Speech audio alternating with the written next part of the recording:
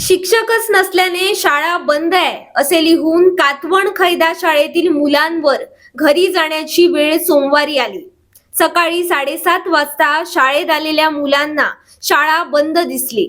काही वेळ गेल्यानंतरही शिक्षक आलेच नाहीत, त्यामुळे मुले शाळेबाहेर ताटकळत होती। या प्रकारामुळे मालवण शिक्षण विभागातील अनागोंदी कारभार समोर आलाय। शाळेवर नियुक्त केलेले शिक्षक उपस्थित न राहिल्यानं हा प्रकार घडला। मालवण तालुक्यातील जिल्हा परिषद कातवड खैदा शाळा शासनानं शून्य शिक्षक केल्यानं गेले 7 महिने या शाळेत कायमस्वरूपी शिक्षकच नाही। शिक्षण विभागाकडून रोज नवनवीन शिक्षक कामगिरीवर पाठवले जातात, त्यामुळे मुलांच्या शिक्षणाचा खेळखंडोबा होतोय। याबाबत 8 दिवसांपूर्वी कातवड खैदा येथील पालक ग्रामस्थांनी मालवण सभापती गटविकास अधिकाऱ्यांचं लक्ष वेधलं होतं।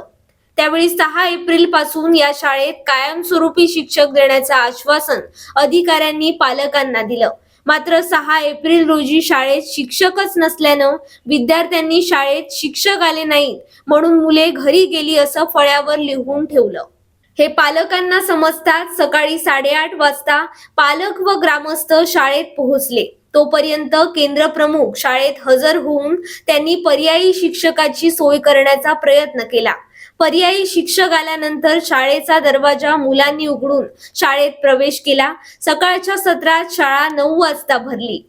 शाळेला कायमस्वरूपी शिक्षक नेमणुकीचं पत्र एका शिक्षकाला दिलंय, मात्र अधिकाऱ्यांच्या आदेशाची या शिक्षकानं पायमल्ली केली असून अशा शिक्षकावर कर्तव्यावर कसूर केल्यानं कठोर कारवाई शिक्षण विभागानं करावी अशी मागणी ग्रामस्थांनी केली आहे।